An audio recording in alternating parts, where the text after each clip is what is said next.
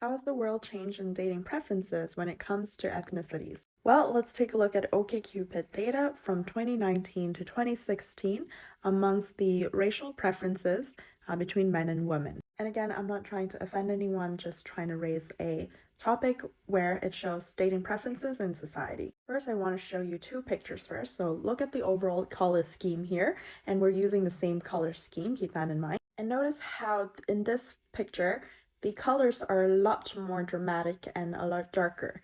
So the picture I showed you before was 2009 data, and this is 2014, with a 5 years difference in between. What this essentially tells me is that people's preferences racially has gotten stronger and stronger over the years, and I wouldn't be surprised if it's a lot darker than what it is right now. So let's go back to 2009 data and take a look further. The diagonal line shows essentially same racial preferences.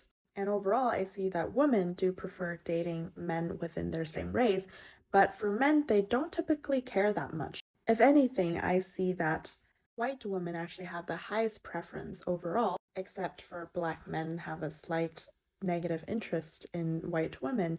And second to that is Asian women. What I find a little strange here is that black men have a slight negative preference for black women and Asian men have a slight negative preference for Latina women. As for the women's side, it seems that Asian women only prefer Asian men and white men even slightly more than Asian men. And everyone seems to be okay dating white men as they are the most popular and the darkest color, but the rest of the men have the highest chances with dating their own race. So it seems pretty good to be a white man because you're okay with everyone. Now let's take a look at 2014, where the racial preference have gone a lot stronger. Overall, it shows the same trend, but now black women has a strong negative preference for white men. After that is Latino men, and Latino men has gained some traction with Asian women, and Asian men has gotten more popular with black women.